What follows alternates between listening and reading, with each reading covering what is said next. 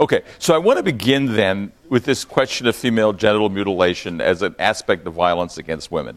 And the first question, and we'll pose these on the board in a second, is how did a very old and much visible and long discussed practice become a human rights question? And Chris will now, there you have it. Professor Miller, I'm turning this off. I go on. You go on. Alternating in. You can turn around. I won't even speak. You can turn around, then you can see what's being asked of you. Right. So the first question, so when does it become a human rights issue as a matter of contemporary human rights practice? And I want to flag that because the history of political attention to what's called FGM, female genital mutilation, is a long history. So it has been a topic of political contestation for a very long time. But the reframing it as a human rights issue in the contemporary use of human rights begins in the late 1980s. And what's interesting is that within the UN system, the World Health Organization, WHO, had been dealing with FGM starting in the 1970s essentially as a health issue, as a concern that the cutting of girls or women produced ill health. Very clear, not about questions of bodily integrity, not asking questions of sexuality, but looking at questions of infection and complications in terms of sexual intercourse and giving birth. So entirely defined as a matter of the sexual and reproductive health of girls and women. So they began doing, WHO begins doing this research actually late 60s, 70s. There's lots of reports being issued within various World Health Organization kind of mandates asking how does one reduce this practice and or change it because of the ill health effects. Girls or women have trouble giving birth, they get infections, a bad thing for women as part of developing society. So there's a frame of health, and health is framed again within development. That frame, both of those frames, what is the topic of concern and what is the general frame to care about it, start to switch in the late 1980s. And they switch through a couple of different kinds of storytelling.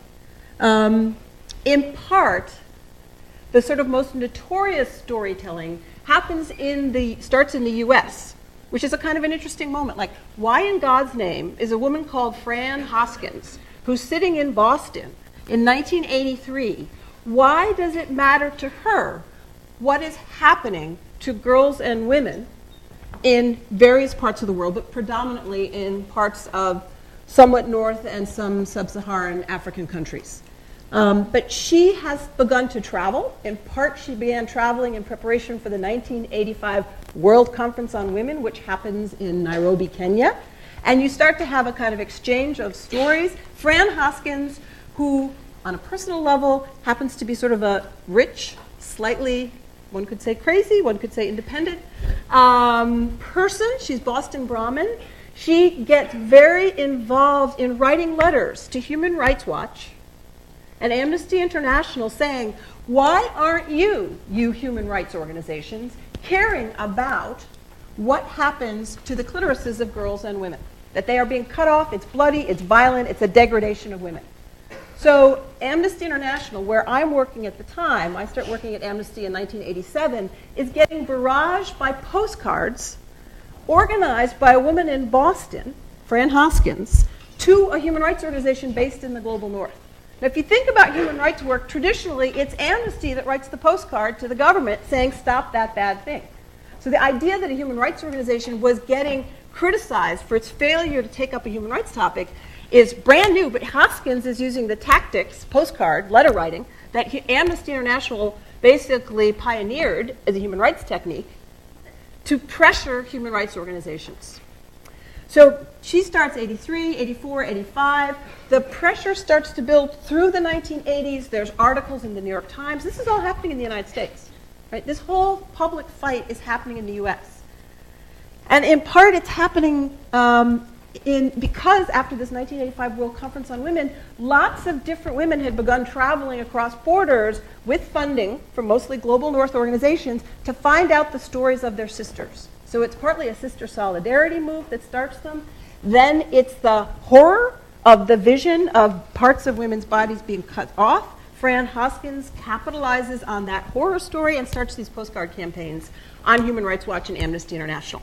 The one tweak that I was going to make to Tom's introduction of me is I actually co-founded Amnesty International's Women's Rights Project, which happened at the founding of that project at Amnesty was at the same time as the founding of the Women's Rights Division at Human Rights Watch. So we were all in the same mix, we were all exchanging the same memos, but my institutional affiliation was Amnesty, but we worked with Human Rights Watch. You couldn't not, but notice, both of these big mainstream human rights organizations had no division that focused on women prior to the actual establishment of these projects is 1990 and then 1991. No focus on women in either Amnesty International or Human Rights Watch.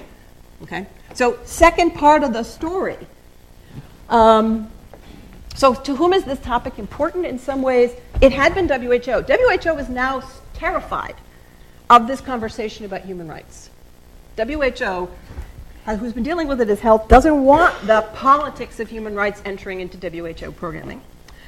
Local leaders in lots of different communities that practice FGM are very much opposed to the human rights conversation.